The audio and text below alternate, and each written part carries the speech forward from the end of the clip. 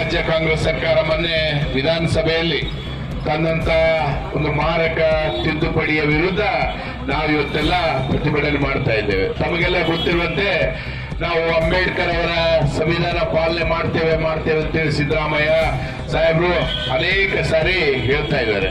ಆದ್ರೆ ತಮಗ್ ಗೊತ್ತಿರುವಂತೆ ಅಂಬೇಡ್ಕರ್ ಜಿ ಅವರು ಯಾವತ್ತೂ ಜಾತಿಯ ಒಂದು ರಿಸರ್ವೇಶನ್ ಕೊಡ್ಲಿಕ್ಕೆ ವಿರೋಧ ಮಾಡಿದಂತವ್ರು.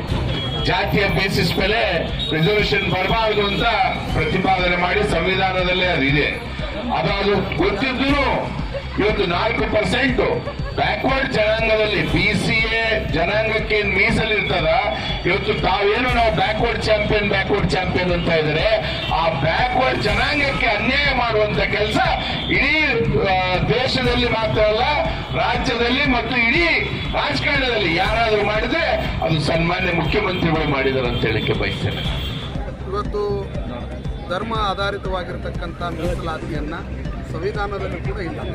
ಯಾವುದೇ ಸನ್ಮಾನ್ಯ ಡಾಕ್ಟರ್ ಬಾಬಾ ಸಾಹೇಬ್ ಅಂಬೇಡ್ಕರ್ ಅವರು ಹೇಳಿದಂಥ ಸಂವಿಧಾನದಲ್ಲಿ ಇವತ್ತು ಧರ್ಮ ಆಧಾರಿತ ಮೀಸಲಾತಿಯನ್ನು ಯಾವತ್ತೂ ತರಬಾರ್ದಂತಿದೆ. ಅದು ಸುಪ್ರೀಂ ಕೋರ್ಟ್ನಲ್ಲೂ ಕೂಡ ಇವತ್ತು ವಜಾ ಆಗಿದೆ. ಹಾಗಾದರೂ ಕೂಡ ಇವತ್ತು ಬಲವಾಗಿ ಕಾಣಿಸುತ್ತೆ. ಆ ಒಂದು ವಿಚಾರದಲ್ಲಿ ಇವತ್ತು ನಮ್ಮ 18 ಜನ ಶಾಸಕರು ವಿಧಾನಸಭೆಯಲ್ಲಿ ಇದನ್ನು ಖಂಡಿಸಿದ್ದಕ್ಕಾಗಿ ಇವತ್ತು ಅವರನ್ನ 6 ತಿಂಗಳ ಕಾಲ ಅಮಾನತನ್ನು ಮಾಡಿದ್ದಾರೆ.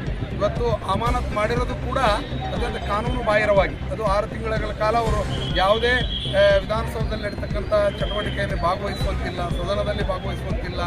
ಹೀಗೆ ಹಲವಾರು ಕಂಡೀಷನ್ಗಳನ್ನು ಹಾಕಿ ಇವತ್ತು ವಿಶೇಷವಾಗಿರ್ತಕ್ಕಂಥ ಒಂದು ಕಾನೂನನ್ನು ತಂದು ಅವರನ್ನು ಅಮಾನತು ಮಾಡಿದ್ದಾರೆ. ಅದನ್ನು ನಾವು ಖಂಡಿತವಾಗಿ ಖಂಡಿಸ್ತೇವೆ. ಇವತ್ತು ಅದನ್ನು ತಕ್ಷಣವೇ ಸ್ಪೀಕರ್ ಸನ್ಮಾನ್ಯ ಖಾದರ್ ಅವರು ಅದನ್ನು ವಾಪಸ್ ಪಡೆದುಕೊಳ್ಬೇಕು. ಇದೇ ರೀತಿ ನೀವು ಮುಂದುವರಿಸಿದರೆ ಅದನ್ನು ಈಗ ಜಿಲ್ಲಾ ಮಟ್ಟದಲ್ಲಿ ಆದಂಥ ಪ್ರತಿಭಟನೆಗಳು ಇವತ್ತು ತಾಲೂಕು ಮಟ್ಟ ಮತ್ತು ಹೋಬಳಿ ಮಟ್ಟ ಮತ್ತು ಗ್ರಾಮ ಮಟ್ಟದಲ್ಲೂ ನಿಮ್ಮ ವಿರುದ್ಧ ಪ್ರತಿಭಟನೆಯನ್ನು ನಾವು ಭಾರತೀಯ ಜನತಾ ಪಕ್ಷದ ಕಾರ್ಯಕರ್ತರು ಮಾಡಬೇಕಾಗುತ್ತೆ ಅಂತ ಈ ಸಂದರ್ಭದಲ್ಲಿ ಹೇಳಿಕ್ಕೆ ಇಷ್ಟಪಡ್ತೀನಿ.